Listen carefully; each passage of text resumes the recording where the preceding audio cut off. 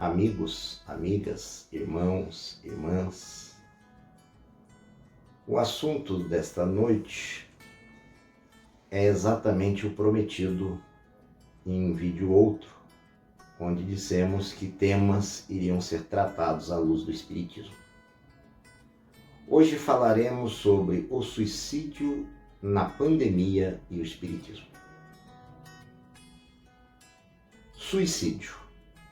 Suicídio é algo que ocorre no mundo a cada 40 segundos. Então, nesse momento em que começamos, praticamente alguém já se suicidou. Quais são as causas típicas, clássicas de um suicídio? A negação de um fato. Por exemplo, alguém perdeu suas economias. Alguém, entre aspas, perdeu o relacionamento.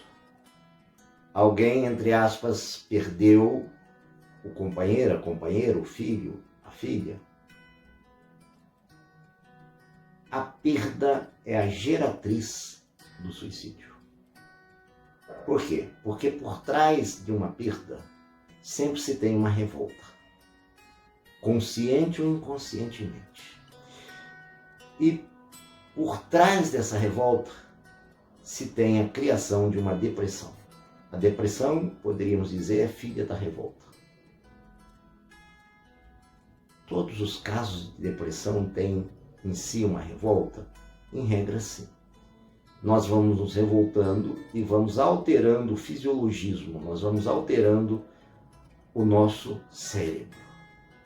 Neurotransmissores vão sendo bombardeados pelos nossos pensamentos negativos, aflitivos, e vão deixando de produzir substâncias necessárias, como a serotonina, a noradrenalina, a dopamina, etc.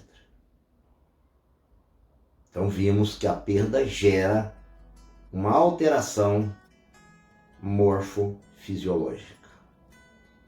Gera uma alteração cerebral. Essa depressão é uma depressão que necessitará de tratamento de cunho psiquiátrico para repor essas substâncias, para retratar esse cérebro. Então não é invencionice. Está no Código Internacional de Doenças, é uma doença como qualquer outra, como pressão alta, como úlcera, enfim. Não menosprezemos a depressão. Por quê? Porque, em regra, essa depressão ela pode se tornar crônica, pode se tornar uma depressão maior, ou alguns terem a chamada depressão bipolar. Esta última, então, aumenta em até 19 vezes o índice de suicídio. Portanto, nós vimos que a grande vilã do suicídio é a perda, que gerou a revolta, que gerou a depressão, que gerou um inconformismo. É importante observarmos isso. A depressão também pode ocorrer por estresse. Estresse causados de muitas formas. Por exemplo, no Oriente, como exemplo, cito o Japão. Se o filho, a filha não lograrem êxito no vestibular, se matam para não servir de vergonha aos pais. Aqui nós temos casos assim muito interessantes também nesse sentido, para pensarmos de seres que se matam. Aliás, o romance Romeu e Julieta já demonstra um fato interessante nesse viés. Muito bem. Quer dizer que a depressão só é psicológica ou só é de caráter psiquiátrico? A depressão não pode ter outra causa? Pode.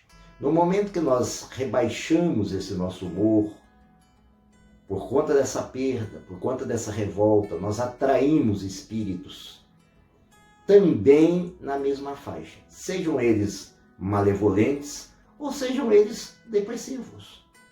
E às vezes eles nos induzem ao suicídio. Tem-se um caso na Revista Espírita de 1859, em que um rapaz, por 2 anos, escutava uma voz diuturna, clamando para dar fim à vida. Ele atirou-se da ponte e morreu. Então, isso é o quadro que no Espiritismo se chama depressão por conta de fator obsessivo. Então, às vezes, a depressão e a obsessão podem andar juntas. E a obsessão pode gerar o suicídio. Nessa pandemia, nós estamos, portanto, com terra fértil para o suicídio. Por quê? Porque temos perdas econômicas, perdas de pessoas queridas, perdas de toda ordem. Um rapaz, enfermeiro, suicidou-se porque não conseguiu trabalhar com o luto em virtude da morte de sua mãe.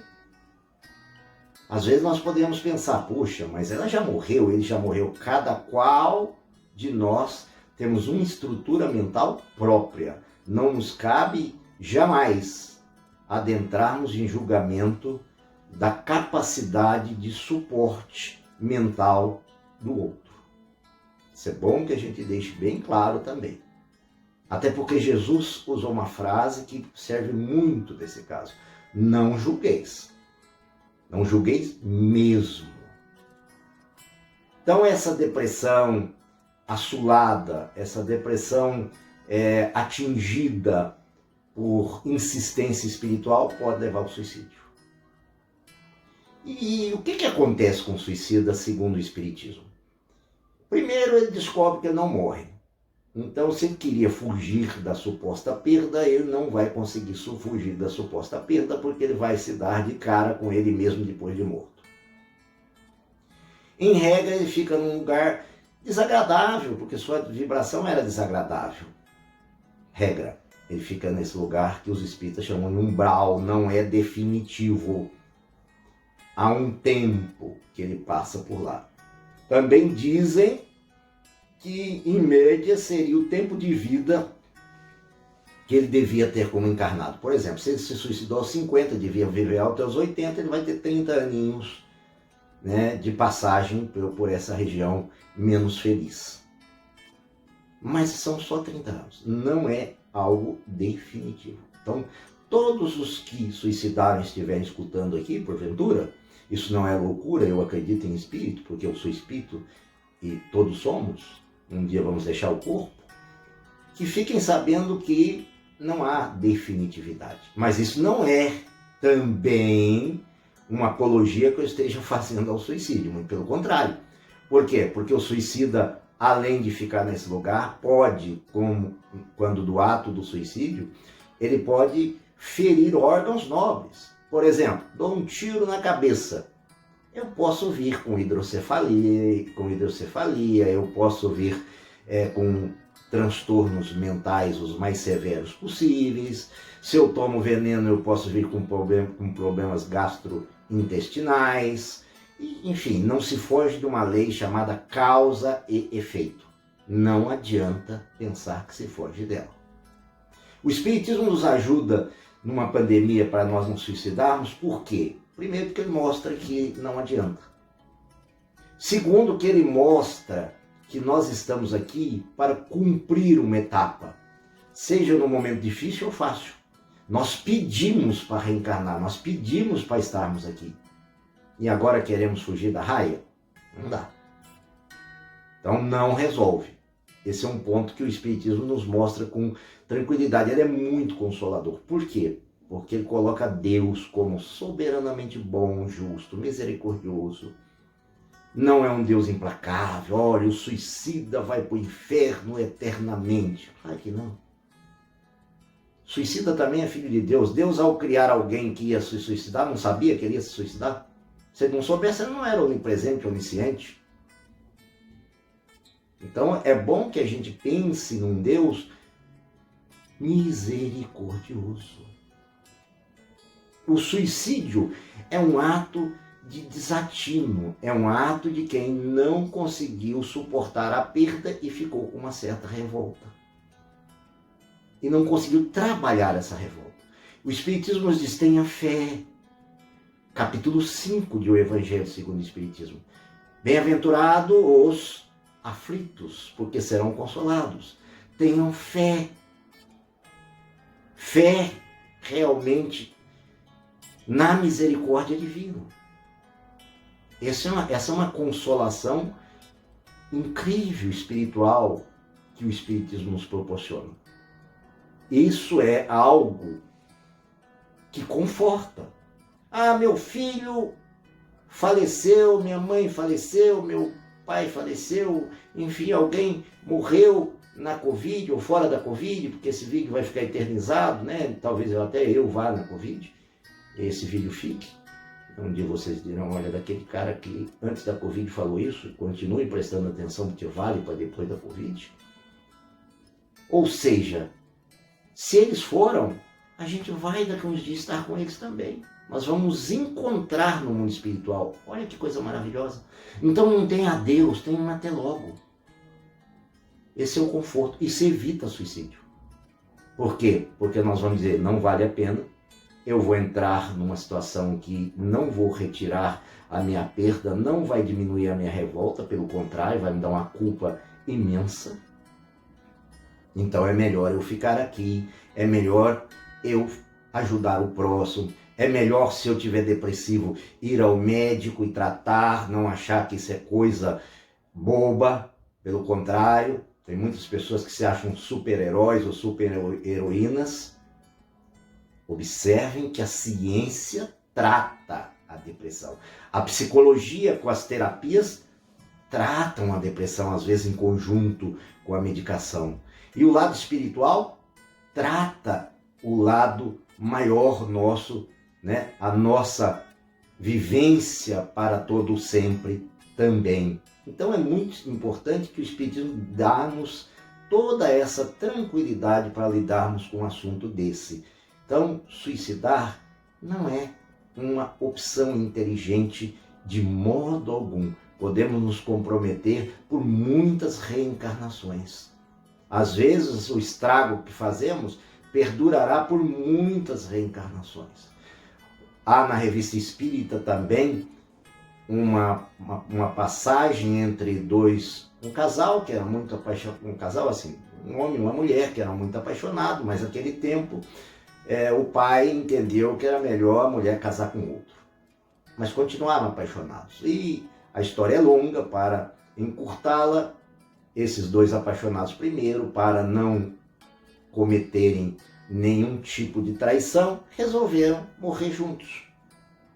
E depois foram evocados, foram chamados numa sessão mediúnica, lá pelo estudo que fazia Allan Kardec na época, tá?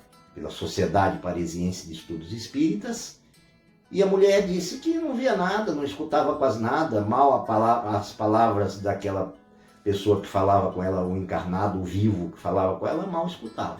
Será que vale a pena?